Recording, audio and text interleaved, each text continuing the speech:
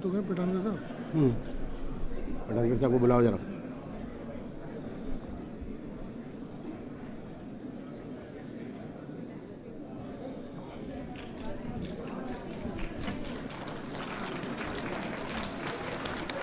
कोई जगह बनवाओ ना। कोई टेलीकास्ट नहीं हो पाएगा, कोई नहीं जाएगा।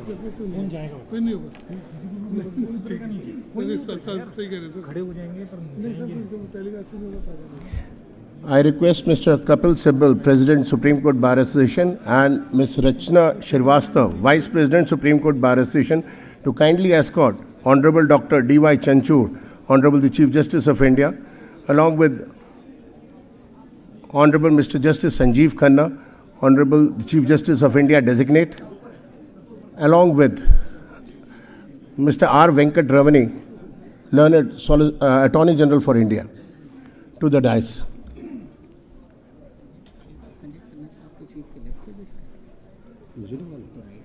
Right.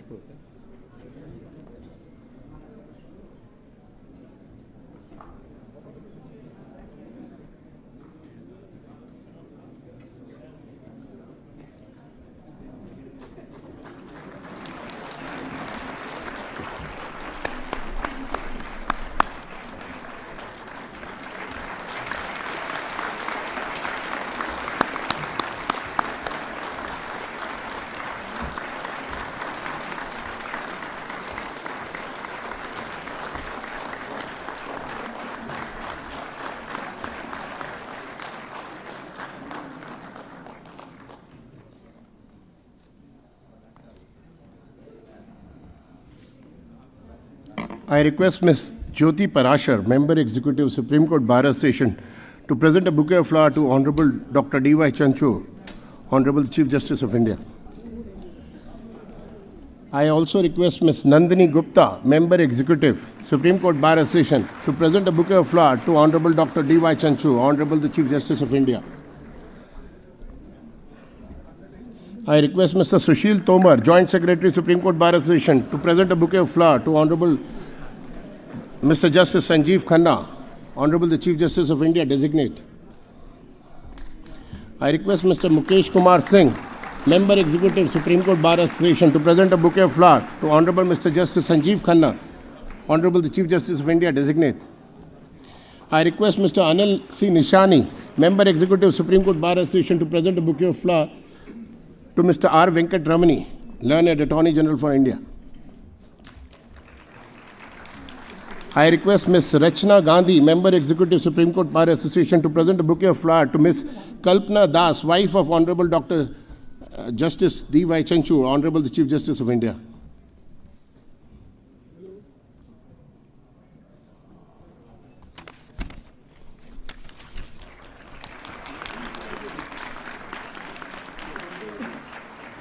I request Ms. Rachna Shrivastava, Vice President, Supreme Court Bar Association, to kindly give her welcome address.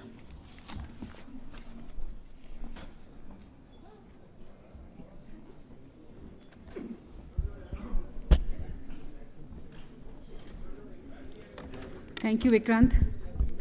Namaskar. Good evening to all. Honorable Dr. Justice D.Y. Chandrachud, the Chief Justice of India, Honorable Justice Sanjeev Khanna, Chief Justice Designate, Honorable Judges of the Supreme Court, former Judges of the Supreme Court, Shri R. Venkatramani, Learned Attorney General for India, Shri Kapil Sibal, President SCBA, Shri Vikrant Yadav, Honorary Secretary SCBA, Honorable Judges of the High Court, past and present, Shri Tushar Mehta, Learned Solicitor General of India, Additional Solicitors General of India, better half and the best friend of Justice Chandrachud, Ms. Kalpana Das, sons Abhinav, Chintan, and their spouses, adorable daughters, I'm sure they are watching live streaming of this function, Priyanka and Mahi, sister Mrs. Nirmala Kulkarni and her spouse, other family members, Mr. Apurv Sharma, Vice Chairman, Bar Council of India, senior advocates, office bearers, members of the Executive Committee of SCBA, Shri Vipin Nair, President, Shri Amit Sharma, Vice President, Shri Nikhil Jain, Secretary, and other office bearers and members of the Executive Committee of SCORA, Learned Secretary General, other registrars of the Supreme Court of India, presidents and secretaries and office bearers of Executive Committee of various bar associations, my colleagues at the bar, my junior colleagues, friends, ladies and gentlemen. I extend a very heartfelt, warm welcome to you all. It is with a profound sense of admiration and respect that we gather here today to bid farewell to one of the most remarkable and visionary jurists in the history of Indian judiciary, Honorable Chief Justice of India, Dr. Dhananjay Y. Chandrachud. As Justice Chandrachud's tenure comes to a close, it is only fitting that we reflect on his extraordinary contributions to the Supreme Court of India, to the protection of constitutional values, and the advancement of justice and equality in our country. Justice Chandrachud's journey in the judiciary has been nothing short of illustrious, marked by a series of path-breaking judgments and a deep commitment to upholding the values enshrined in the Constitution. Born into a family with a rich legal tradition, his father, the legendary Justice Y.V. Chandrachud, who served as the longest-serving Chief Justice of India, it is fair to say that Justice Chandrachud has carried forward that legacy with grace, wisdom, and a sense of duty that has earned him immense respect from all quarters. Justice Chandrachud has been an alumnus of St. Columba's School and later of St. Stephen's College, followed by Faculty of Law, Delhi University. He did his LLM from Harvard University in 1983, followed by a doctorate in juridical sciences in 1986. He had a short stint in a law firm in US, but then soon returned to India to practice in Bombay High Court and the Supreme Court. He was designated as a senior advocate by the Bombay High Court in the year 1998. Same year, he was appointed as Additional Solicitor General of India till 2000, when he was elevated to the bench after serving as Bombay High Court judge for over 13 years. Justice Chandrachud was appointed as Chief Justice of Allahabad High Court on 31st October 2013. In the year 2016, Justice Chandrachud was appointed as Judge of the Supreme Court, and later on 9th November 2022, he assumed the office as the 50th Chief Justice of India. Justice Chandrachud's tenure on the bench has been marked by his deep commitment to the Constitution, the protection of individual liberties, and his unyielding belief in the rule of law. His judgments, spanning a wide array of issues, have not only shaped the course of legal thought, but also redefined the relationship between the state and the individual, always with an eye towards justice and equality. They say, behind every great judge is a great judgment, but behind Justice Chandrachud, there is a mountain of great judgments. His decisions have resonated far beyond the courtrooms, impacting lives in the most profound ways. And let us not forget, he's done it with such a finesse that even when he disagrees with you, you have the courtroom thinking, well, maybe I'll just disagree with myself. He has always believed that the Constitution is a living document, evolving with the times, and his contributions have kept that belief alive in the courtrooms. Justice Chandrachud has been part of 23 constitutional benches, addressing some of the most pressing and complex legal issues that confronted the nation. His opinions in these cases have not only helped clarify the contours of law, but have also had a profound and lasting impact on the rights and freedom of Indian citizens, like the landmark judgments on the electoral bond scheme, Ram Janmabhoomi, privacy, decriminalization of homosexuality, Sabrimala, safe-sex marriage, revocation of special status of Jammu and Kashmir, to name a few. He has always been a strong advocate for expanding the scope of personal liberty, especially under Article 21, which guarantees the right to life and personal freedom. In the landmark case, Justice P.S. Puttaswamy versus Union of India, Justice Chandrachud authored the judgment that recognized the right to privacy as a fundamental right under the Indian Constitution. This judgment was not only a watershed moment in the Indian jurisprudence, but also underscored the importance of individual autonomy in the face of state power. Another pivotal moment in Justice Chandrachud's career was his role in decriminalization of Section 337 of Indian Penal Code in the Navtej Singh versus Union of India case. This historic ruling, which struck down the colonial era law that criminalized consensual same-sex relationship, reaffirmed the value of dignity, equality, and personal freedom. Justice Chandrachud's opinion in this case was not just a legal pronouncement, it was a clarion call for a more inclusive and compassionate society, one that respects the rights of individuals to choose their paths free from discrimination or prejudice. In Sabarimala case, Justice Chandrachud delivered a powerful opinion that reaffirmed the right of women to enter places of worship, challenging age-old patriarchal norms and customs that perpetuate inequality. His opinion in this case was rooted in the constitutional principle of equality and sought to break the shackles of discrimination that women have historically faced in both religious and social context. He has authored 2 decisions in the realm of gender justice in the armed forces in the country. In Babita Punia's case, the government was directed to consider all women officers in the army appointed to the Short Service Commission for the grant of permanent commission on an equal basis with their male counterparts. Shortly thereafter, similar relief was granted to the women in the Indian Navy. Justice Chandrachud has always been known for his intellectual rigor, his eloquence, and his deep, empathetic approach to both the law and individuals who stand before the court.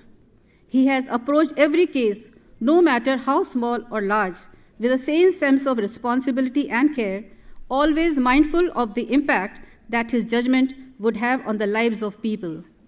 His ability to blend legal precision with a profound understanding of human rights and dignity is a testament to his unparalleled judicial acumen. As they say, when you rise to such heights, it is easy to forget your feet are on the ground. But Justice Chandrachud has always stayed grounded. He has remained humble, thoughtful, and endlessly curious. He has continued to believe in the principles of fairness, equity, and justice, even in the face of challenges. His judgments are a testament to this unwavering commitment. Beyond his significant contributions to the field of constitutional law, Justice Chandrachud has been at the forefront of the reforms aimed at improving the efficiency, transparency, accessibility of the judiciary. His commitment to leveraging technology in the judicial process is evident in his efforts to digitize court records, promote e-filing, virtual hearings, particularly during the unprecedented challenges posed by COVID-19 pandemic. Under his leadership, the judiciary embraced technology-driven solutions, ensuring that justice was delivered in the most trying times. Justice Chandrachud, your journey in the legal world has continually pushed boundaries. You have always looked beyond the obvious and discovered new dimensions in law. Your journey has inspired so many, and you leave behind not just a court, but a caravan of ideas, change, and a future that holds hope for all of us. In conclusion, we express our deepest gratitude for your unwavering dedication to the rule of law, for your courage in standing up for what is right, and for your tireless efforts to protect the rights and liberties of every individual. You have left an indelible mark on the judiciary. We wish you the very best in your future endeavors and hope that you will continue to contribute to the cause of justice in new and meaningful ways. I once again extend a very warm welcome to all of you on behalf of the entire Executive Committee of SCBA. Thank you very much.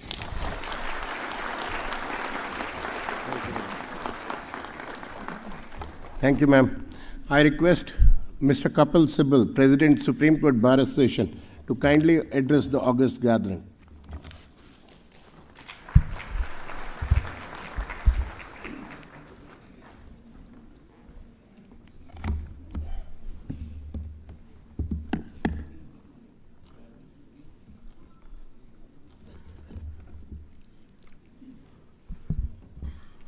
Chief Justice of India, Dr. D.Y. Chandrachud, Chief Justice Designate Justice Sanjeev Khanna, Judges of the Supreme Court of India, family members of Justice Chandrachud, Attorney General for India, Solicitor General for India, Rachna ji, Vikrant ji, members of the Executive Committee, senior advocates, my brothers in the fraternity, brothers and sisters in the fraternity. What do I say? When you have to judge the journey of any judge, what is the benchmark on the basis of which you judge that journey? We can criticize any judge because there is nothing called perfection in life. There is also nothing called eternal truth. Perfection is relative, truth is relative. And you have to judge the man and the judge on the basis of the times in which we live. So when we will write about Justice Chandrachud, we will discuss his judgments, his manner, his simplicity, his affability, his patience, all attributes of one of the greatest judges of this country.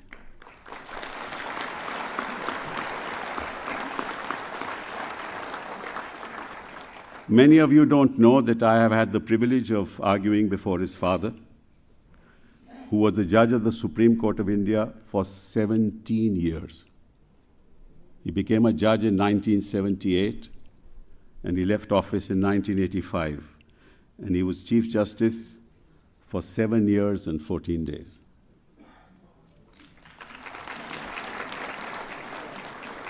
Now, Chief Justice Chandrachud had to match up to the qualities and the achievements of his father. I must say you outpaced him, Judge. You truly outpaced him. Now, when I started talking about the values of a judge and how do you measure a judge and his contribution to the legal fraternity? Well, actually, you look at the Constitution. What's the most important attribute of a human being? The most important attribute: life and liberty.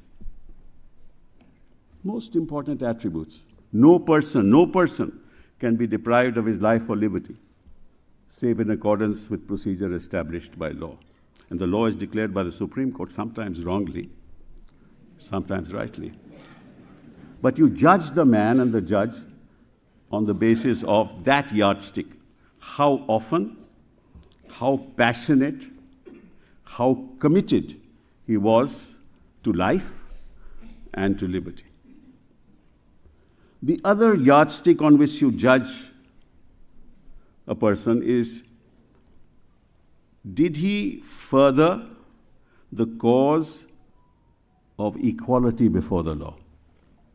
Now, equality before the law is inequalities of the state which permeate into society and ultimately land up in court, and solutions found by the judge to ensure that to ensure that equality, to the extent it can be protected, is protected, because there is no such thing as perfect equality either.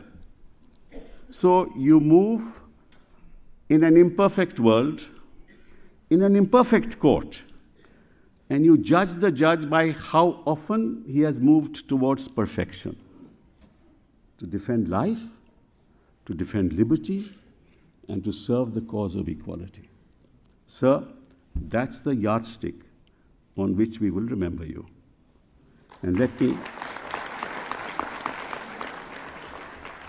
I don't want this to be a very boring long lecture, so I'll just sort of encapsulate my thoughts, and I've given you in a sense, of what I think. Because the one thing that we must note is that the court is not built from the walls of the courtroom or the arches of its buildings, by the work its judges do to fulfill their constitutional duties. Ultimately, the legacy of any judge is measured by how he has sought to safeguard citizens' rights. And in that regard, it is beyond all doubt that Chief Justice Chandrachud has rendered some phenomenal judgments.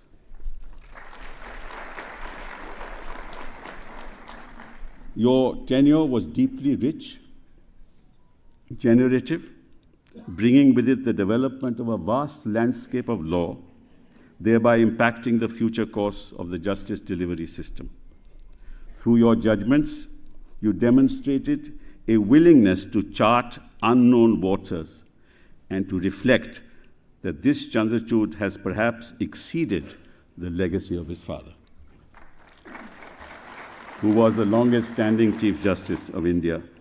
For the issues of today bring a complexity that is far greater than it was in the past. I remember when I started practicing this court, there were only 4 courts. Court number 5 was the registrar, where the registrar used to sit. And there was no complexity in the kind of matters that came before the court. But the world has changed. In fact, just the other day, and I can share it with you, and these are challenges that our judges will have to meet in times to come. Now we have technology even moving forward to this extent that you can incubate 3,000 children without a woman getting pregnant. You can incubate them for 9 months. You can find out. You can actually decide what their attributes are going to be, what their IQ is likely to be, how tall they can be. This is technology which has moved forward already. Now, how do you build a society when the march of technology is so oppressive that it will destroy the very dignity of the individual and the independence of the human being? These are challenges that we are going to meet. And that's it. To that extent, those challenges you have already tried to grapple with in the judgments that you have rendered. Take, for example, the privacy judgment. He declared it as a fundamental right under Article 21. But then what did he do as far as Aadhaar is concerned? He gave the minority judgment and said, we cannot allow Aadhaar to enter into the lives of individuals and ultimately control them. Because the state has all the information about us, when we go, where we go, how we go, where we'll reach, what is our destination. All those facts are known to the state. The state has become all too powerful. And the challenge before the court as to how to deal with the power of the state, that's the real challenge before a court, at least the Supreme Court of India. Now, these are the challenges that we'll have to address, and you will have to address in years go by, as years go by. And the other attribute of Chief Justice was that he was willing to deal with these complex issues. And I dare say that the past Chief Justices would not allow themselves to deal with those issues for years, whether it was 370, or it was same-sex marriage, or it was electoral bonds, or any of those very large issues that actually change the contours of our being. You were willing to take it forward. You were willing to address the issues within the contours of those complexities, and you addressed them with great clarity. And therefore, we must thank you for all that you have done. We may not agree with you. It's not necessary to agree. But at least we must give you and salute you for the fact that you were ready, willing to deal with those complexities.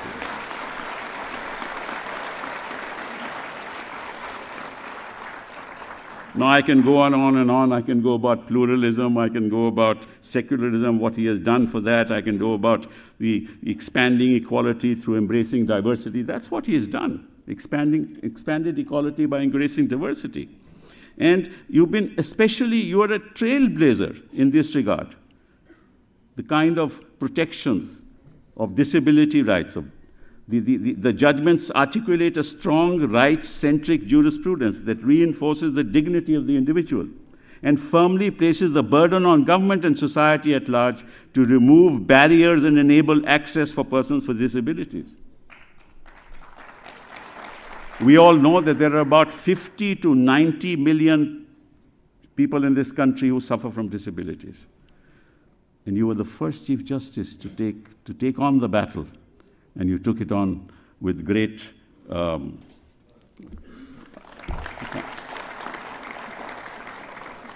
you braved it out.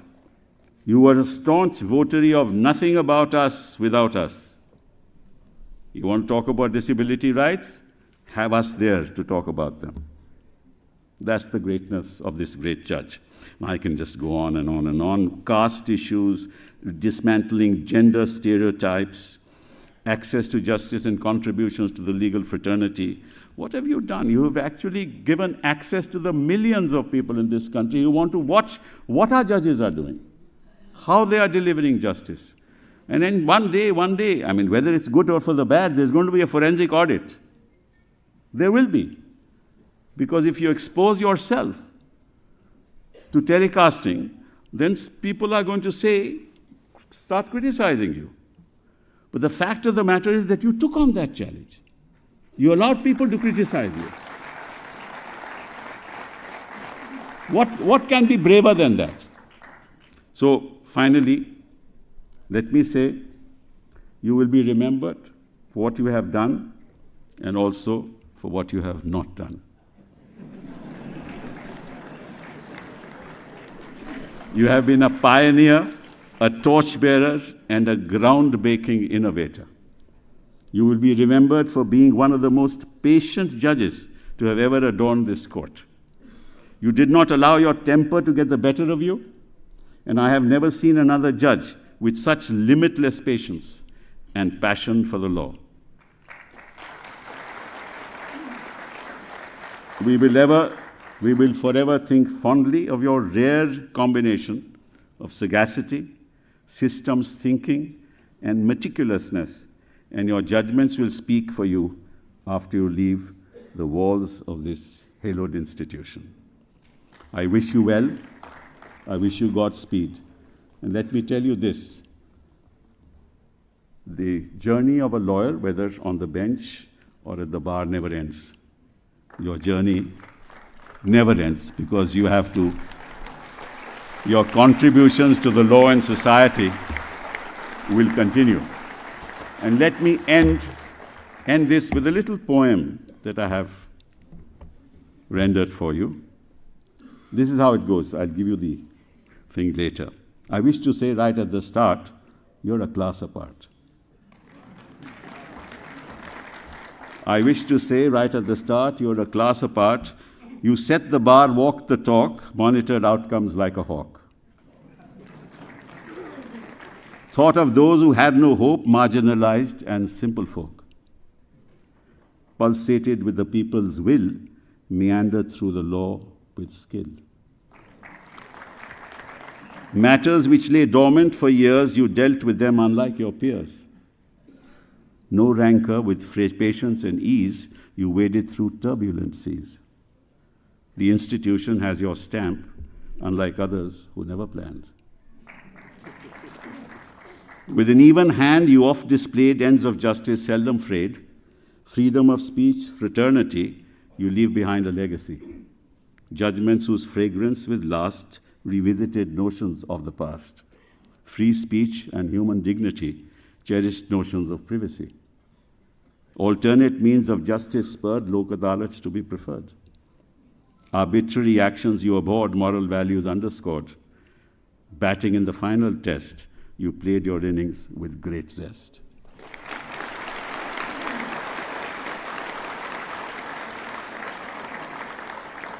Leave behind fond memories, you were the constant, gentle breeze. Thank you very much.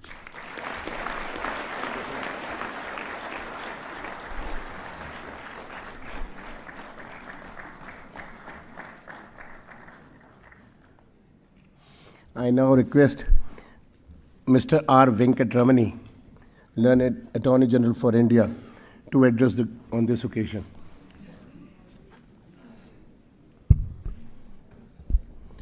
Sir, later on after memento.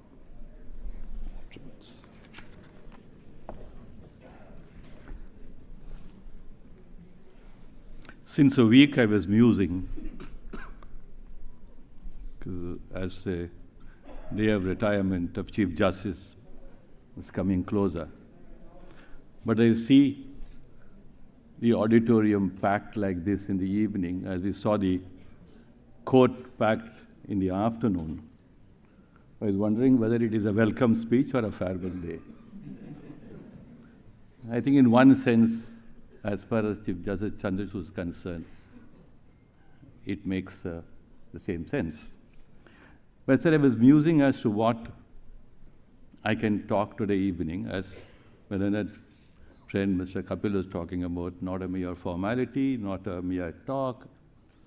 It must come from our hearts, something beyond our mind, not mere intellectual things.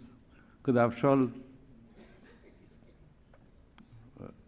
having moved and known the Chief Justice for a fairly long period in the bar, can I call him a one-time friend with whom we had a lot of memories? But a friendship lost once he went onto the bench, but a friendship gained in a different way when he came onto the bench.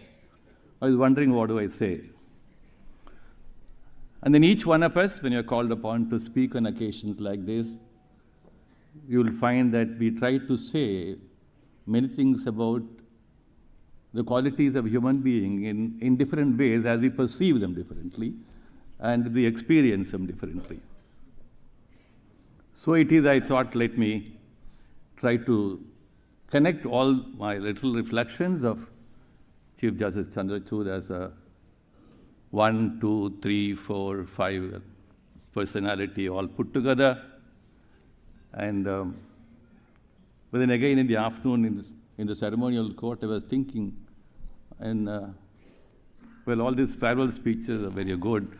We have seen SEC reports, SCR report talking about farewell speeches for a long period.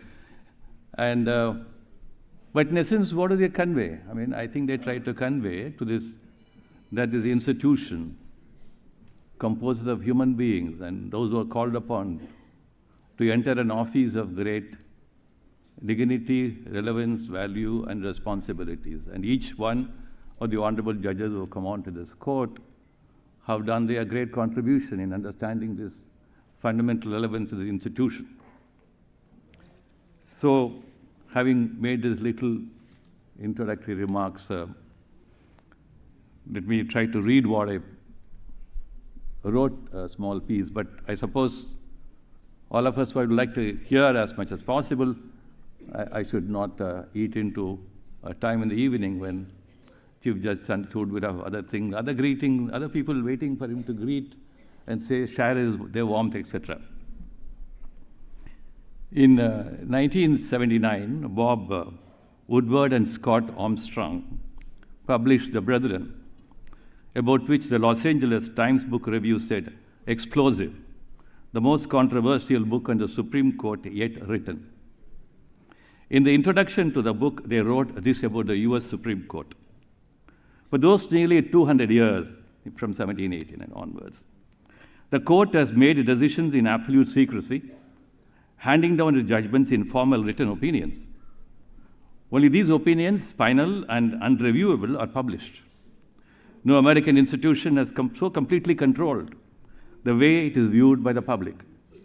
The court's deliberative process, the internal debates, the tentative positions taken by the justices, the preliminary votes, the various drafts of written opinions, the negotiations, confrontations, and compromises is hidden from public view, I quote. The Supreme Court of India, I think, has ceased to be hidden from public view in more than one way post-emergency, and increasingly so as we mature in our democracy. The court has seamlessly become part of the political, social, economic, and cultural debates and deliberations. It's no longer a mere small sentinel on the qui-vive.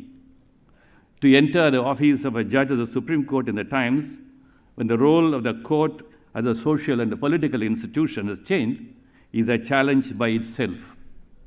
No issue comes in and goes out of the court without bearing a distinct mark in some measure or the other as an index of the civilizational and justice ethos of the country. To a considerable extent, the high courts have become judicial siblings of the Supreme Court. As I said, therefore, our contemporary judges constitute a class apart, and all dispute resolutions today are deeply social. While I am here today to pay my warm tributes to the Honorable the Chief Justice, interlaced with memories of my long association with him in the late 80s, I am indeed duty-bound to place my very sincere and deep appreciation of the unrewarded toil that all our judges of the Supreme Court are called upon to bear every day. Having said this, as I have very often talked about Simon Lee, that judging judges is a noble dream, and maybe it is not fair that we draw mere portraits of impressions. The only major yardstick by which we evaluate the work and contributions of a judge are the judgments.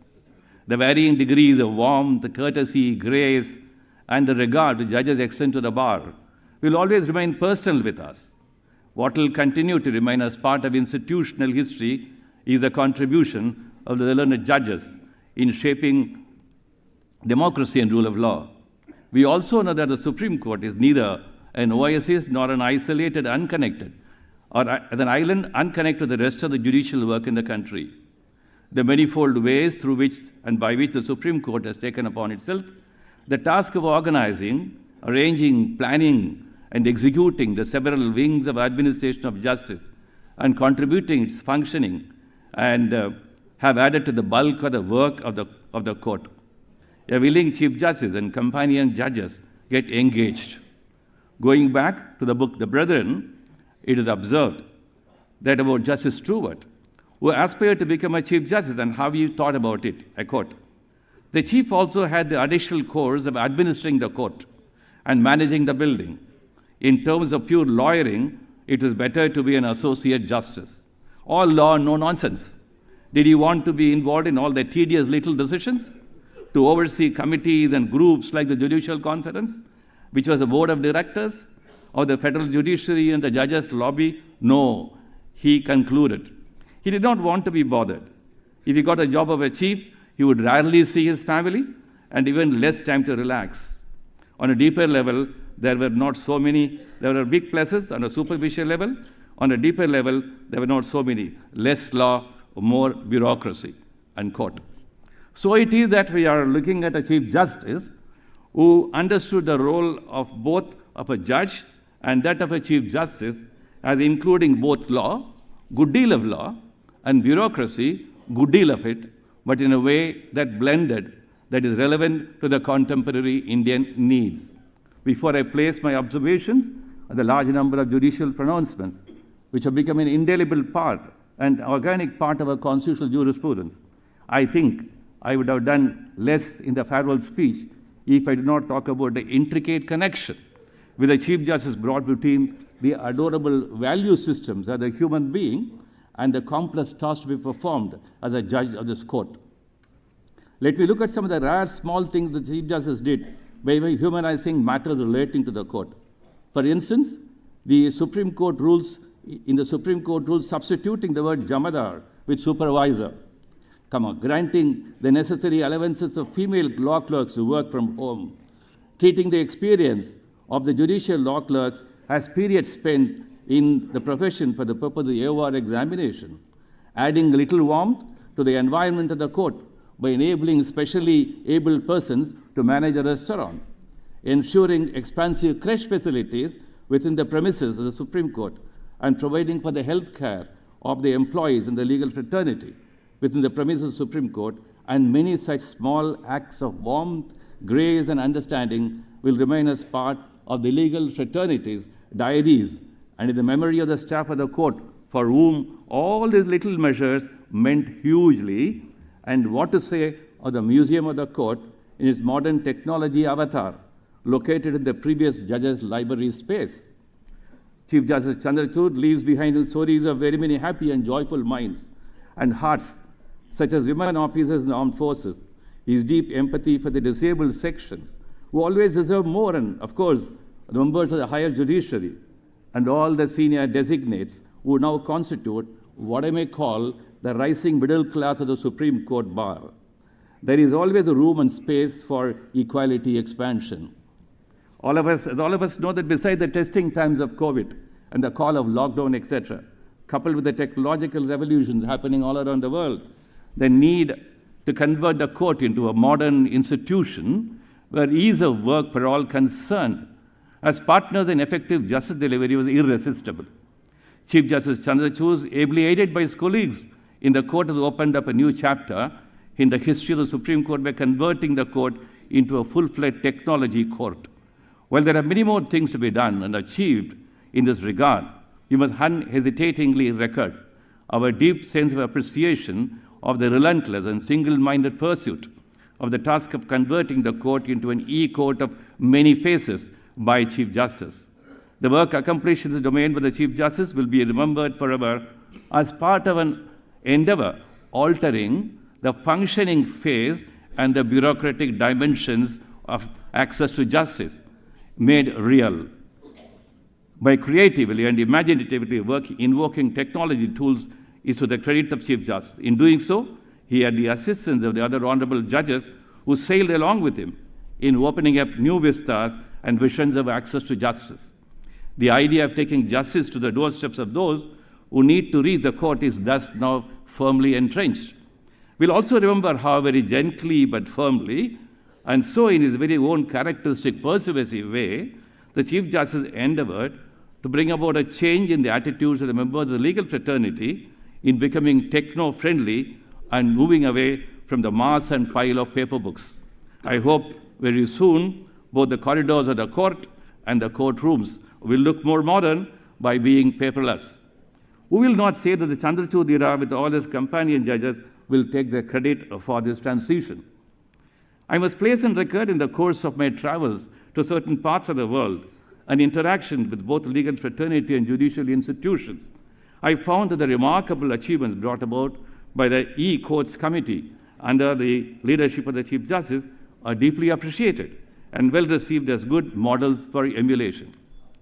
In one of the farewell speeches, I referred to the American tradition of calling certain eras of the US Supreme Court as the Warren Court or the Burger Court. These were from political and ideological angles. The expression government by judiciary had thus become a popular way of debating US Supreme Court. There is also some debate in political discourse on failures of democracy. The essential functions of politics in democracy is to reconcile inconsistent interests and opinions. As the shifting of authority from the legislature to the courts, even subtly, imperils the capacity of the political process to facilitate compromises between groups of citizens and policy choices. The political process may be characterized by opacity or inadequacy, but even though its results may be intellectually impure, they have to be defended within constitutional limits. I think the Chief Justice comprehended it very clearly. Many of us have gathered perspectives and insights of great relevance towards enriching rule of law and balancing of powers by being engaged in the Chandrachud court. I digress into the above subject only to come back to making the observation that the series of judicial opinions rendered by the bench of Chief Justice, prominently known as the privacy judgment, including the recent judgments expounding cooperative federalism, which call for creative discerning of ideas immanent in the Constitution, makes one think about the next generation of the Supreme Court's engagement in strengthening and enhancing both fundamental rights and functional democracy. In this sense, perhaps, we have just passed through a D.Y. Chandrachud era. While I say this, I am not making any hagiographical statement. I am also alive to the fact that social media has turned into a relay race of decibel heights and sometimes hollow shells. There are classes of those who are cocksure about everything and believe in their infallible wisdom, and there are others whose tones are condescending. Being slow-witted, I do not belong to either of this class. I wish to be an objective student of the constitutional history of this institution, and it's only from this point of view that I look at the jurisprudential evolution that has happened in the past 1 decade, sharpened out and out into swifter motions in our swifter years after the COVID. The Chief Justice has thus become a cadet during this period and a remarkable cadet. All of us would like to admire the literary flourish of judgments. We have often heard discussions about the judgments of Justice Krishna Iyer. and his remarkable use of language to artfully convey a new generation of ideas. Chief Justice Chandrachud too took to writing the judgment with an elan very special to him. It is indeed a pleasure to read his judgment with a new style of book writing brought into judgment writing. The innermost strivings of the human mind, and more particularly when called upon to bear and discharge responsible social tasks beyond a transient value, are special and distinct to each and every one of us. The urge to do as much and achieve as much is nothing wrong when the Chief Justice desires to do so. I suppose all of us in positions of power, authority, and influence need to have these urges in order that our collective contributions to recollect Gandhiji's words, whenever you are in doubt, or when the self becomes too much with you, apply the following test. Recall the face of the poorest and the weakest man, woman whom you have seen, and ask yourself if the step you contemplate is going to be of any use to him or her. I conclude by saying that the Chief Justice kept this talisman in his mind in all his thoughts and deeds. Let us wish him a great and rewarding life ahead. Maybe I can request him to turn into a poet, or like Purandara Dasa's great script, new Sufi generation renderings. Others will wish him other ways. We are going to miss you, all embracing personality and the warmth that you spend.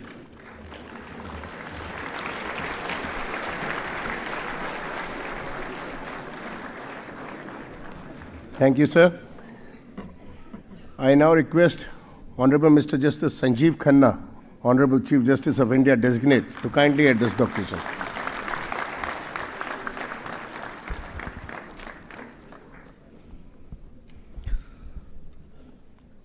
Dr. Justice D.Y. Chandrachud, the Chief Justice of India, my sister and brother judges, Mr. R. Venkataramani, Attorney General of India, Mr. Kapil Sibal, President, Supreme Court Bar Association, Ms. Rachna Srivastava, Vice President, Mr.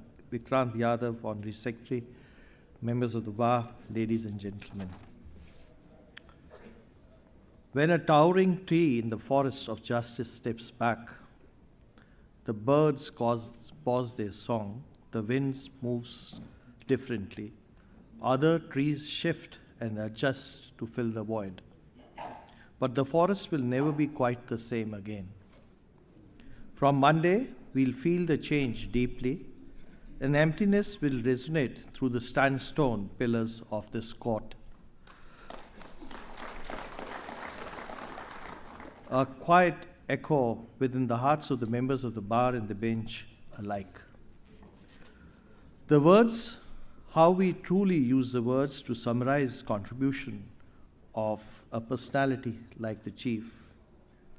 Just yesterday at the Skora farewell, I described 3 extraordinary characteristics of Dr. Justice D.Y. Chandrachud persona.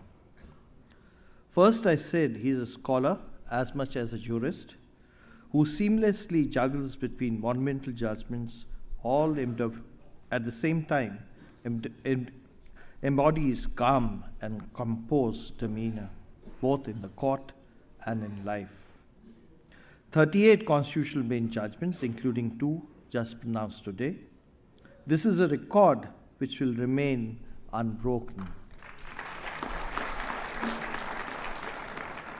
Another feat that will be difficult to emulate is our Chief's ability to address audiences on diverse subjects.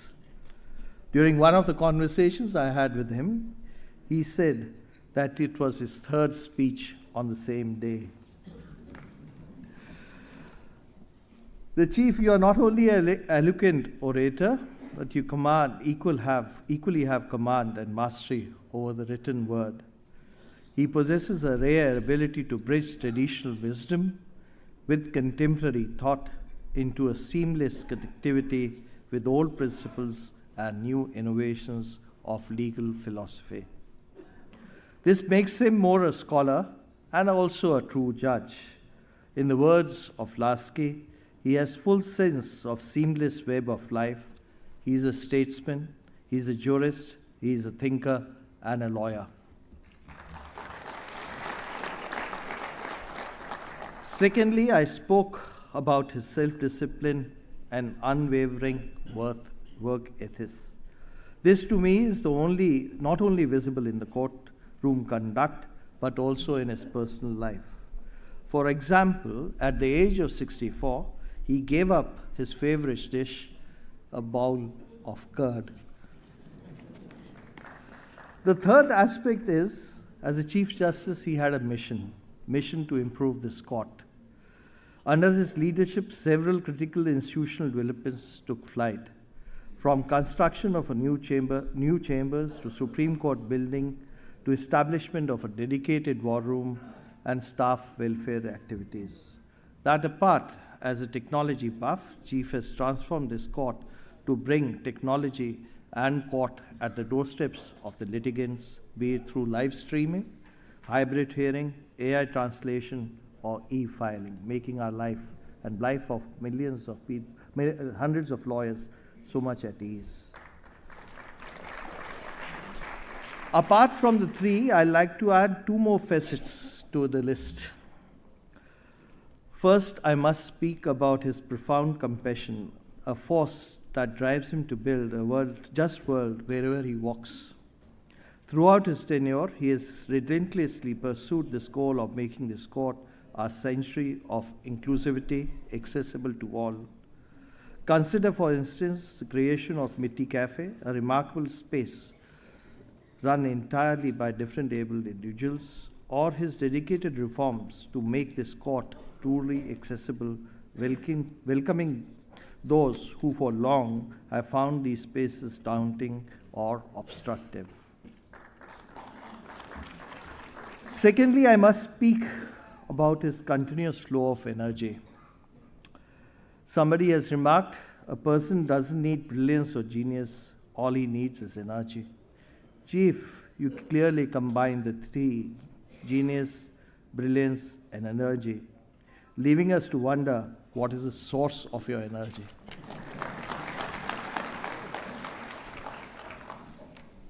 Turning to the personal note, I had never met the chief before I came to this court, or maybe I had met him but never spoken to him. It took us time, but then gradually we gelled with each other. We have discussed, dealt with several issues and problems, but never once did we leave the room feeling that there is a little disquiet or difference. We had our opinions, but nevertheless we found ways and means to deal with them. As the chief prepares to demit the office soon, there will be undoubtedly a vacuum, both in the institution and for someone who had worked and lived with such dedication. Of course, the chief will be missed by us. We'll miss your presence physically, but you'll always be felt. You'll be amongst us as one of us. Behind the brilliant persona of the chief also stands his devoted family, who can now enjoy greater pleasures that he patiently awaits his presence. Luxury morning walks, time to spend with the book without looking at the clock,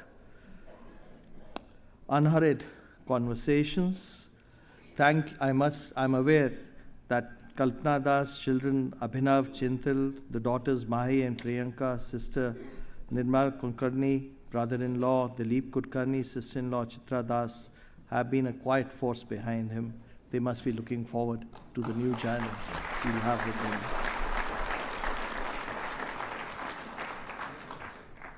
While Bob Dylan was one of your favorites, I like to borrow a line from Frank Sinatra's song, I Did It My Way. Chief, you truly did it your way.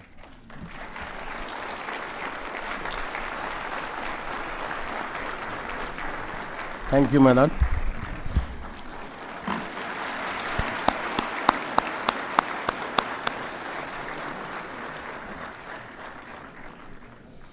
I humbly request young members of the bar to kindly switch off your mobiles, please. Now I request Honorable Dr. D.Y. Chandrachud, Honorable the Chief Justice of India, to kindly address the august gathering.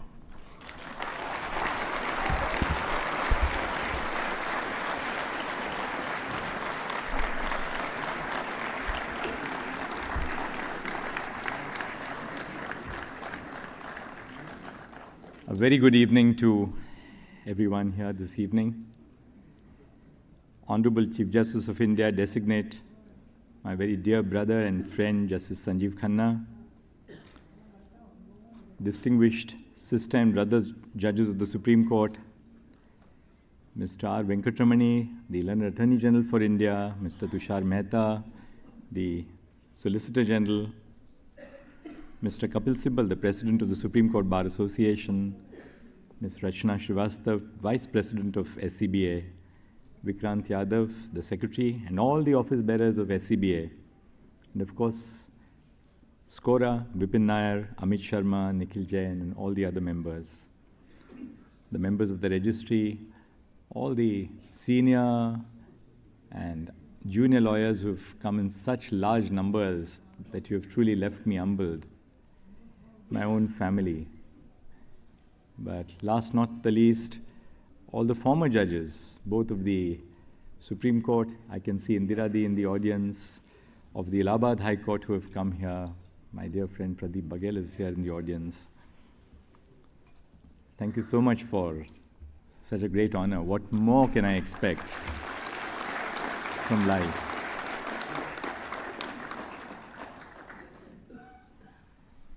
I'll begin with a little story about flowers, because I was thinking that the second bouquet was for Brother Sanjeev, and when the second bouquet came for me, and then there were two bouquets for Brother Sanjeev as well. When I became Chief Justice of the Allahabad High Court, on an average, at every bar functions, there would be about 25 to 30 marigold garlands which were placed on your collar. And of course, when I went home, Kalpana would say that, these marigold flowers tend to damage your shirt, and then it's very difficult to get the color off. So I began by telling the president of the Bar Association, I said, ये आप फूल देने का कष्ट ना करें, कितना पैसा खर्च करते हैं आप? So he said, नहीं जी, ऐसा नहीं है, अब इतना प्यार है, सभी का प्यार है. Then I said, but कष्ट आप ना लें इतने फूल देने का. At which point of time he told me the eternal truth. And he said, ये फूल आपके लिए नहीं देते हैं चीफ साहब, ये हमारे लिए देते हैं. थोड़ा सा फोटो वोटो भी हो जाता है आपके साथ. बट सच में आज जो फूल मिले हैं मुझे, ये मैं दिल से मुझे पता चला कि ये फूल मेरे लिए थे.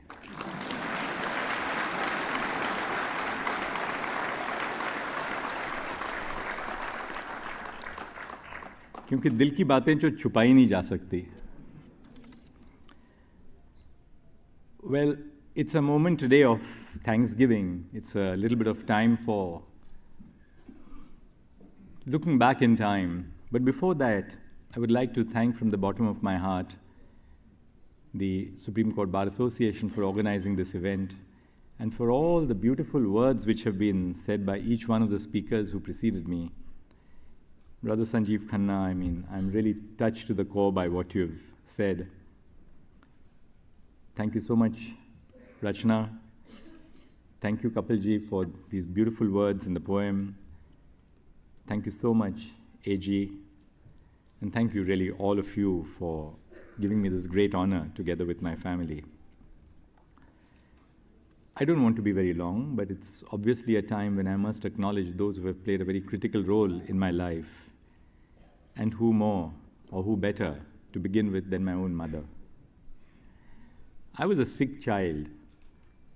I was prone to falling sick. My mother must have spent night after night keeping awake to ensure that I get well. And I still remember a little saying or a shloka, whatever you can call it, that she would say, which I was thinking of over the last few days. I must have heard her innumerable times saying, Aushadhi Janvi Toyam Vaidyo Narayano Hari, which meant that Aushad, medicine, is like the Ganges, and Vaidyo Narayano Hari, the doctor, is in the position of Narayan. I never knew what the meaning of that phrase was. I never did. All that I knew was that it was accompanied by the bitter medicine which went into my mouth. She told me when I was born, I was growing up, that I've named you Dhananjay, but the dhan in your Dhananjay is not material wealth. I want you to acquire knowledge.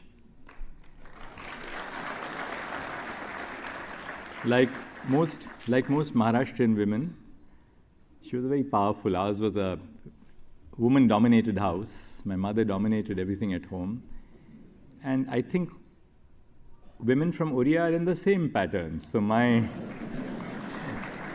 lovely spouse, Kalpana, calls all the shots at home, but never messes around with the judgments. We had a household help when I was young. Her name was Bhimabai Bhanu Ghamat. She came from rural Maharashtra, coastal Maharashtra. She was engaged because my mother had contracted typhoid, and she was engaged to be with my mother to give a nursing care for her. And when I was born, I was a late-born child, but not fondled. I was disciplined, but not overly disciplined. I was allowed to live my own childhood without really compelling me to live the dream of my parents. They never tried to live their dreams through me. But Bhimabai Bhanu Ghamat was completely illiterate. In fact, she learned how to write her name when she joined our family, our household. I was so sick, but she really nurtured me. And she taught me so much about life beyond the urban area that I was born into. From her, I realized the truth about our rural households, rural Maharashtra. Most importantly, she made sure that though my father had become a judge just about a year after I was born, that I associated with people, with young friends who belonged to the margins of our society. My best friend always wore 2 pairs of shorts.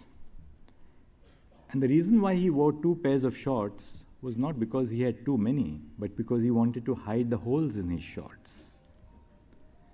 Years later, I read a judgment of the Supreme Court. Actually, it was penned by my father about this person who was sentenced to death. And everybody who gave evidence in that case said that he was such a despicable man.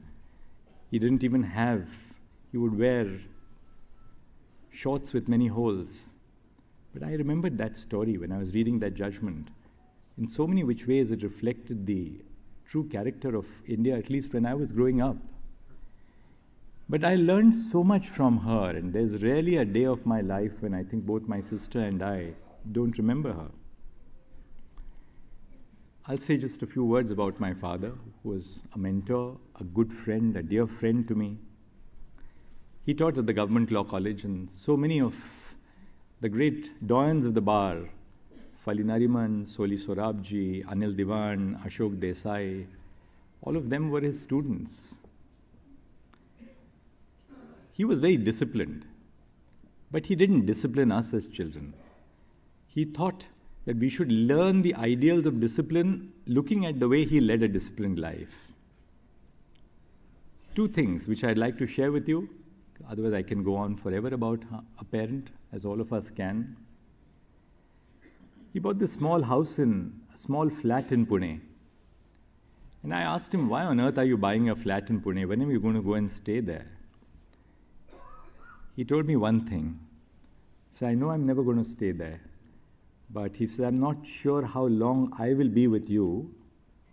But do one thing. Keep this flat until the last day of your tenure as a judge. And I said, why is that? So he says, if you feel that your moral integrity or your intellectual integrity is ever compromised, I want you to know that you have a roof over your head. Never allow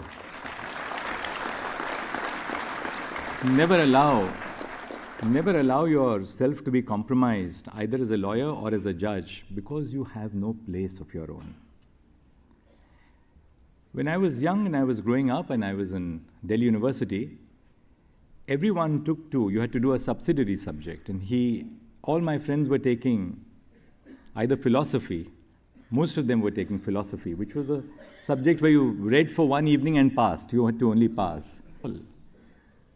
But in the course of learning Hindi in college, I came across Mahadevi Verma, Jaishankar Tripathi, Nirala, Ramdhari Singh Dinkar, and so many.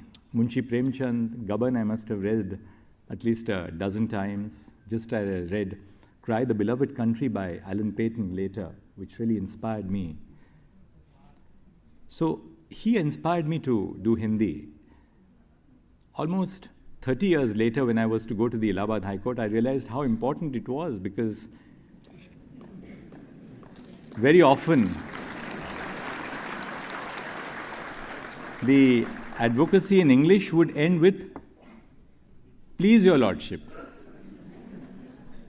And then lawyers would accept me so much better because they realized the frailties of my tongue, of my language, but they felt that I had reached out to them in a language which was close to their heart. And that's one of the lessons which I learned, of trying to reach out to people in areas which make a difference to their lives.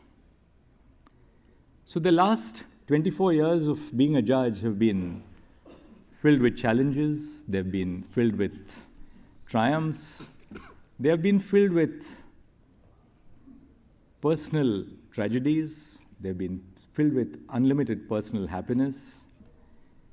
But as a judge, what is it that really makes you tick?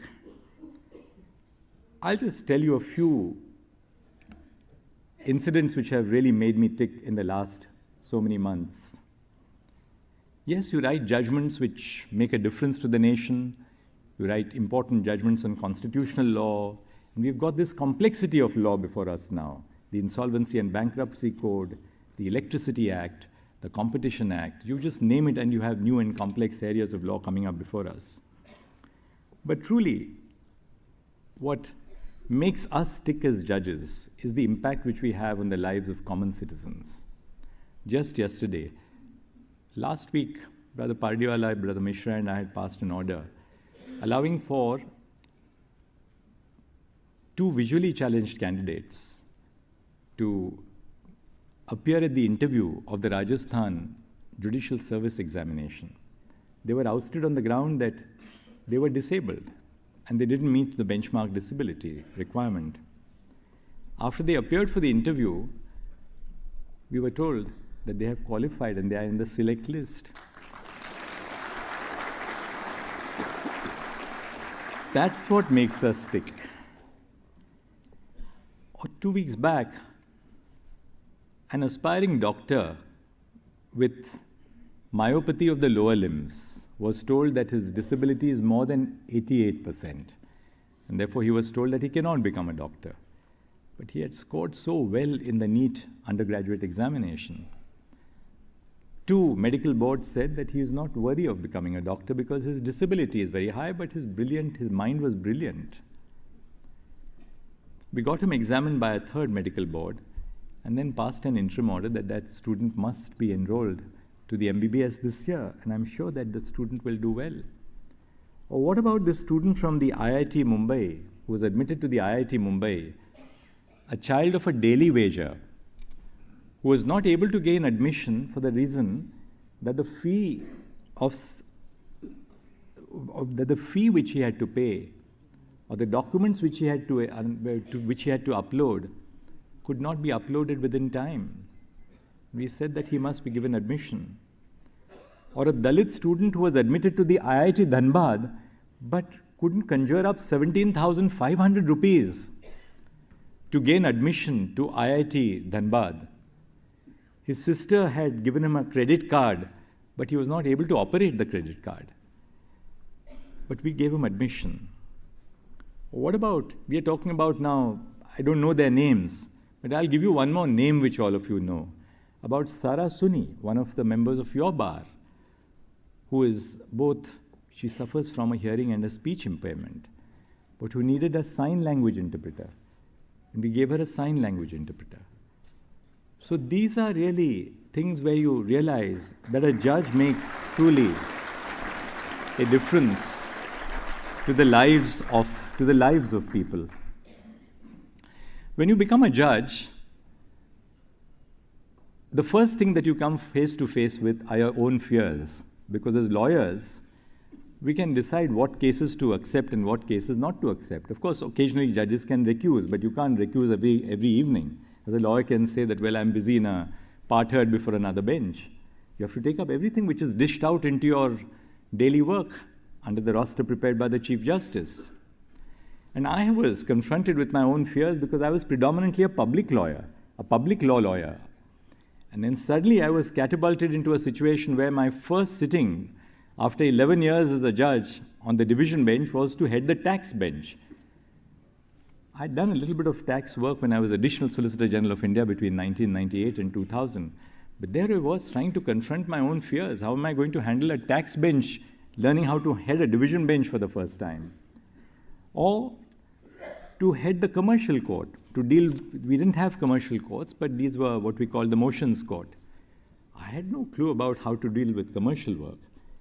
But that's when you learn to be humble, because you learn the limits of your own knowledge as a judge and how vast knowledge is, and you realize the importance of the bar in educating you. If we just step back and allow a little bit more time to the member of the bar who's arguing before you, you realize the importance of being patient, because you realize the limits of your own knowledge and the enrichment which you receive as a judge by just allowing different people speak. It may appear to be utterly irrelevant, but in that irrelevance, sometimes you realize that there is some human story which is unfolding before you. As Chief Justice of the Bombay High Court, I learned a great deal from judges from the service judiciary, from the district judiciary who came to the High Court. You know, there is a divide in the High Courts between bar judges and service judges. The bar judges are always regarded as, you know, a cut above everybody else. They go on foreign holidays, which district judges who have come to the High Court cannot do. They have the kind of apparel which district judges do not wear. But I learned from my colleagues who are drawn from the district judiciary what a wealth of experience they had about the law actually in motion, because they had come face to face. They had come face to face with trial actions. They had an understanding about witnesses. They had understanding about what our society is about, because as you go higher and higher into the judiciary, you become separated from and isolated from the real strata of society for whom you are intended to do justice. And I learned so much from, our colleagues who are drawn from the district judiciary. Many of them worked as Registrar Vigilance or Registrar Legal or in different wings of the High Court and then came to the High Court. And to them, I have a great debt of gratitude. As Chief Justice of the Allahabad High Court, when I was appointed to the Allahabad High Court, before I was appointed, I was congratulated because I was told that I was becoming Chief Justice of the Delhi High Court. But then this was just my beginning of my insight into the working of the collegium. For some reason, that Delhi High Court appointment never came through, for good or bad or indifferent reasons. Then I was told I was going as Chief Justice to the Madhya Pradesh High Court. And I was delighted because I told Kalpana that we'll be able to travel and see some of the good sites in Madhya Pradesh, and our relatives will be able to see a lot of Madhya Pradesh. But that didn't come true. So we were traveling one evening from our home for an evening out in Mumbai when I got the call from Justice R.M. Lodha, and he said, we are sending you to Allahabad High Court as a Chief Justice. And when I told my wife that I am going to the Allahabad High Court as a Chief Justice, there was a long silence in the rest of the journey. We ate our meal in absolute silence. But then I came back home and wrote a letter to the Chief Justice of India saying that I am accepting this appointment and I'll be delighted to go to the Allahabad High Court. But that experience in Allahabad changed me forever. It changed my life forever.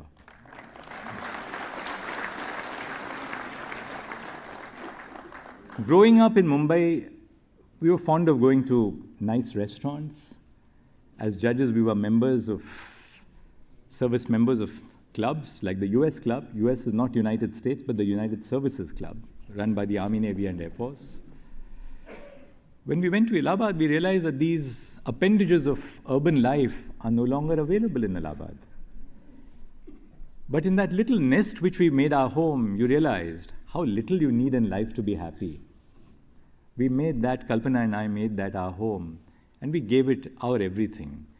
And in the simplicity of Allahabad, the simplicity of the lawyers, the warmth of the judges, who didn't have the artificiality that sophistications in larger cities bring, I learned a great deal of life in the heartland of India, which Uttar Pradesh is. I traveled across the length and breadth of Uttar Pradesh, made great friends on the bench, not off the bench, because as a judge you get isolated off the bench. But Allahabad really taught me such a great amount. It was a court of a sanctioned strength of 160 judges. When Chief Justice Thakur came for the sesquicentennial of the Allahabad High Court, and I introduced him to, which was my complement of judges at that time, he said, "Chief Justice, you have just proved me wrong." He had come from Patna, where there was a celebration going on. And he said, "You've just proved me wrong." And I said, "Chief, why have I proved you wrong?" He says, "I just said that there are so many judges in the Allahabad High Court that even the Chief Justice doesn't know all their names. And you know the name of every one of your colleagues." Well, what I didn't tell him was the secret. And the secret was that I had an album of photographs. And every morning over my morning cup of tea, I would keep one hand on the name and look at the photographs. In about a month or so, I had picked up all the names. But there was even a better way. There was even a better way to understand the names of judges. In the morning over a cup of tea, I would talk to all colleagues. Some colleague would tell me on a Monday morning, "Chief Saab, hum 80 kilometer motorcycle pe gaye the Sunday ko." So I would figure out, I would say, this was the colleague who went 80 kilometers on a motorcycle on a Sunday. And then you fix the name. The more interesting part was when, during the course of the National Judicial Commission hearings before the Supreme Court, judges were not being confirmed. And a batch of my colleagues was due to end their tenure the next day. The file was with President Pranab Mukherjee. And I get a frantic call from my Registrar General asking me, he says, "There's a call from the President's house that we have this judge," I will not name the judge, "with an end which says Roman 4. And the President wants to know, why is this judge called Roman 4? What has happened to the first 3? For instance, if it is Dhananjay Chandrachud 4, what has happened to 1, 2, and 3? So we had to go back to the drawing board, find out whether they were still in service or otherwise, because there were multiple judges with the same names. But together with the bar, and how wrong your predilections about the bar can be, I was told that the bar of Allahabad can be very difficult to handle. But my experience about the bar at the Allahabad High Court was exactly to the contrary. It was a wonderfully amicable bar, a very respectful bar. But the one thing which the lawyers in Allahabad taught me is that I didn't have to be taught this in Mumbai, because the lawyers knew me as a lawyer, as a judge. They took me for granted and I took them for granted. But the one thing which I learned in Allahabad was that so long as you are objective with the bar, they accept you for all your foibles. All that you have to do is to lift your pen when you have heard the argument and turn to your steno, and they will say, "Thank you, my lord." They did not push their point beyond a point. So that was the kind of bar which we had in the Allahabad High Court. Ready to support the judiciary, ready to support the judges, extremely supportive of the work which we did, and accepting of the change which we tried to bring about in the bar. And I had some very seasoned colleagues, just as Vikram Nath is here, so if I had a problem, I would always go to my seasoned colleagues and say, "Yes, strike mita do." And sure as anything else, the strike would be over. Of course, I had my fair share of strikes in Allahabad as well. And sometimes you wonder, was I really responsible for this strike? One thing which I'm sure a lot of you know, that lawyers' strikes really start with one reason, but then they continue to 5 or 6 other reasons which were not the reasons why the strike began. Very often lawyers would, Very often lawyers would come stomping into my chamber at 4 o'clock complaining about something which had happened in the court. So I would order a cup of tea and they said, Chief Saab, ye nahi baat banti hai, aapko kuch karna hai. And I would say, dushmani chai ke saath to nahi hai na. We'd sit down, have a cup of tea, discuss things. And I think these learning lessons which I learnt in Allahabad have taken me here as learning lessons for the Supreme Court. So when the members of the Supreme Court Bar Association would come, members of SCORA would come, I knew that I couldn't find solutions to every issue that the SCBA raised or the SCORA raised, but I could certainly give them a patient hearing. In the court, you realize that you cannot cure every injustice which comes into your plate every day as a judge. Some injustices are within the realm of the rule of law. Other injustices are beyond what the rule of law can lead a judge to a solution. Because we are not knight errants, as the Supreme Court once called a very distinguished Chief Justice of the Calcutta High Court. We are not knight errants, we are governed by law. But you realize that the healing in a court lies in your ability to hear. Your healing in court does not lie in your ability to grant relief. Lawyers know where the balance of a matter lies. Most lawyers accept that this is a difficult case. If they succeed, they're happy because probably, the judge blinked a little bit or hadn't read the brief as well as the judge should have. But these are some of the learning lessons of life which I have learned. But there's so much that we have learned from the bar. As a young lawyer, I began my practice in the Supreme Court, but then I went back to Mumbai. It was difficult going from the Supreme Court to Mumbai because in the Supreme Court you heard some of the most seminal constitutional cases every afternoon on a Tuesday, Wednesday and Thursday. When I went to Mumbai, my first brief was to mention a case before Justice Sujata Manohar. I asked the solicitor who had given me the brief on how much are you supposed to mark for mentioning a case before the judge. So he said, you mark, it's your first docket. So I said, but tell me how much do I mark for this docket? He says, well, normally you mark 5 guineas for mentioning a matter, but since this is your first brief, I'll give you 6 guineas. Now, 5 guineas means 15 times 5, which is 75 rupees. I was allowed to mark 96 rupees, which I never really got. The Supreme Court was a completely different ballgame. I remember sitting in the court in the afternoons, hearing brilliance, absolute brilliance, whether it was Fali Nariman, Soli Sorabji. I remember Attorney General K. Parasaran arguing for 2 hours in the afternoon with nothing but the bare text of the Constitution in his hand. He was arguing an issue of legislative competence in the 7th schedule. Absolutely not a scrap of paper, no case, no precedent, just sheer brilliance on the bare text of the Constitution. And that's where we learned, whether it was Mr. R.K. Garg, the redoubtable R.K. Garg. Unfortunately, we lost to an accident. He argued the bearer bonds case, whether it was Ashok Desai, Anil Diwan, my own senior, Mr. Temten Andhyarujana, who a member of the bar said was ramrod straight. For him, nothing but the pursuit of justice justified his existence. When I went to Goa with Mr. Andhyarujana would never stay in a fancy 5-star hotel like many other seniors of his ilk did. We always stayed at the very modest Mandovi across from the High Court because he felt that we are not going to charge the client overly for the appearance. But I learned a great deal of life's lessons from Temten, as we called him. On the very first day that I entered his chamber, I said, "Good morning, sir." And Temten looked at me and said, "There are no sirs in this chamber. You better learn to call me by my first name."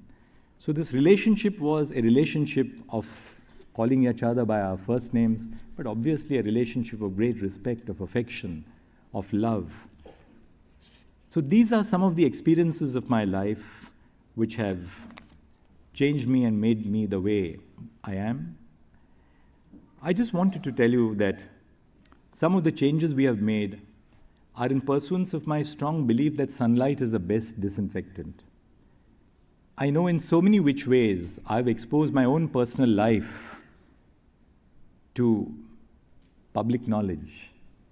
And when you expose your own life to public knowledge, you expose yourself to criticism, particularly in today's age of social media. But so be it.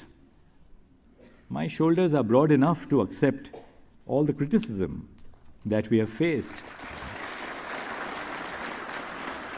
The bar has responded with tremendous support in all the initiatives which we have taken. My colleagues have responded with tremendous support in all the initiatives which we have taken towards making our courts paperless. The Chief Justice can shout from the rooftops, but if the lawyers don't support the Chief and the colleagues don't support the Chief, nothing can happen. I found when I became a judge of the Supreme Court that this was a Chief Justice-centric court. In the High Courts, it's completely different. The High Court works through committees. The Supreme Court is a Chief Justice-centric court. The registry looks to one person, the Chief Justice. I thought that had to change. I experimented with constituting committees, and my experience was remarkable. The kind of support which I got, whether it was in terms of translation of Supreme Court English judgments into regional languages, whether it was in terms of the work of the NCMS committee on the attempt to reduce arrears, whether it was for designating senior counsel, whether it was for changing the rules or the categorization of cases. The categorization of cases had not been changed since probably 1997. Our colleagues sat through evenings on an end and changed the categorization. I'm not naming all of them because obviously I don't want to embarrass them. And by taking the names of some colleagues, I'll be missing out on other colleagues. But each of my colleagues has worked beyond the call of duty and accepted the work which the Chief Justice has given them. And look at what the net result today is. And with that, I'll be wrapping up. We decided to put the data of all pending cases on the public domain. All cases, whether registered or unregistered. At the time when I took over as the Chief Justice, I found that there were close to 1,500 files which had been stashed up in the cupboard of a registrar. I said, this has to change. Every case which enters the system has to be tagged with a number. Now, I'll give you some figures which will tell you the kind of work which all the colleagues in the Supreme Court have done. Between 9th of November 2022 and 1st of November 2024, 1,11,000 cases were filed. 5,33,000 cases were listed and 1,07,000 cases were disposed of. Now, you've probably read somewhere that, the pendency of the Supreme Court has gone up to 82,000 cases. I want to tell you the raw data and what the truth of the matter is. Before, as I said, 2022, cases which were defective, which were unregistered, were never put on the public domain. They were never accounted for. On 1st of January 2020, 79,500 cases were pending before the Supreme Court, including what we now call as the unregistered or the defective cases. That number on 1st of January 2022 went up to 93,000 cases. On 1st of January 2024, the number has come down to 82,000 cases. So what the 82,000 cases which are pending does not tell you is that this number includes both the registered and the unregistered cases, and the number has decreased in the course of 2 years by over 11,000 cases. But look at the kind of support which the bar has given us by the number of cases you have filed. That shows the sense of faith which you and the public have in us. In 2020, 29,000 cases were filed in the Supreme Court. In 2023, 54,000 cases were filed in the Supreme Court. In 2024, I've taken the figures as of the beginning of this month and extrapolated them to the end of the year. About 60,000 cases will be filed in the Supreme Court. So the filing has doubled in the course of 2 years before the Supreme Court, from 29 to 60,000 cases. My colleagues 28,682 regular cases were pending in November 2022. Today, 22,000 regular cases are pending. Why? Because on Wednesdays and Thursdays, every bench of the Supreme Court has put their heads down and disposed of old cases, with your support as a bar. If you asked for adjournments, what would a judge do? But you argued those cases. 21,000 bail cases have been filed over this period of 2 years. 21,358 bail cases have been disposed of by my colleagues. Last but not the least, I owe an eternal debt of gratitude to my collegium for the way we have worked. To Brother Justice Sanjeev Khanna, to Brother Justice Bhushan Gavai, Brother Justice Suryakant, and Brother Justice Rishikesh Roy.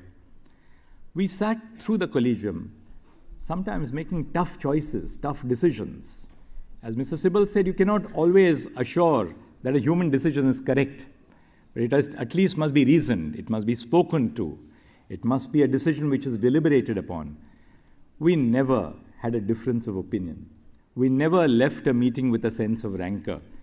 All meetings were conducted with a sense of humor, with a smile, and some snacks which were thrown in by me as well for good measure. But the important part is that we never lost sight of the fact that we are not here with personal agendas at work. We are here to subserve the interests of the institution. And in subserving the interests of the institution, it is that we have really, in that sense, been able to scale many, many heights. I won't give you all the data on the collegium. Last, may I only say this. I'm sure all of you are aware of the amount that I have received my share of trolling. I'm probably one of the most trolled individuals and judges across the system. I will only say with a shairi, and the shairi is, मुखालिफ से मेरी शख्सियत संवरती है, मुखालिफ से मेरी शख्सियत संवरती है, मैं दुश्मनों का बड़ा एहतिराम करता हूँ.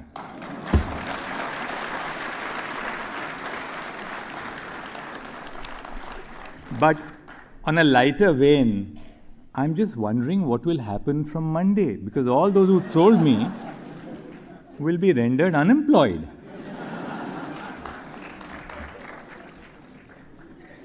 Last but not the least, that's the last but not the least, a word for the family. A word for my lovely children, Abhinav and Chintan.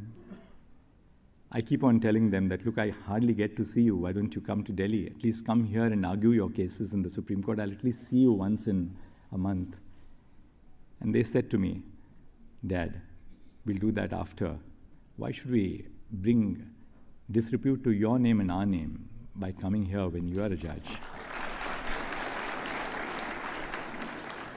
I'm truly blessed to have children who have that ethos. To our little Priyanka and Mahi, who have taught me that there's so much more to life than what we read in the dry pages of newspapers and our briefs, who have really, in that sense, shone the light on what disability really means and how you can aspire to live a dignified life, and your sense of intuition is as important or better than the intuition of any individual. To my sister, Nima and Dilip, and my brother-in-law Dilip, who have come all the way from the US to be here, they're amazing people. They have helped me to stretch the boundaries of my own capabilities by pushing me to do much more than I could have possibly achieved. And not finally, but most importantly, my own spouse, Kalpana. She is a great friend. What can I say? A great friend, my bestest friend, a staunch supporter, a fierce protector, sometimes a critic, but I know always without a reason of bias against me in mind, but a staunch protector and great friend to me. She's a person with values. She thinks about issues and believes greatly in issues. Our little Priyanka and Mahi, in particular, Mahi was responsible for my turning vegan. Kalpana turned vegan, and then I turned vegan after her. It's a quest about leading a cruelty-free lifestyle. And Kalpana always reminds me that veganism is not just about being vegan in food, but about being vegan in lifestyle. There's so much that I learn every day from Kalpana. She has instead, in that sense, been a solid source of strength and support to me. When we got married in 2008, Kalpana had extracted one promise from me.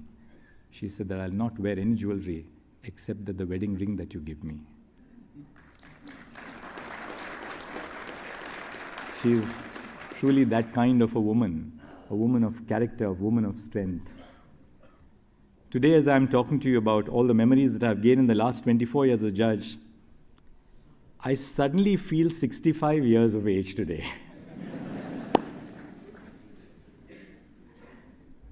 I really felt 65 years old when my usher, Rajinder,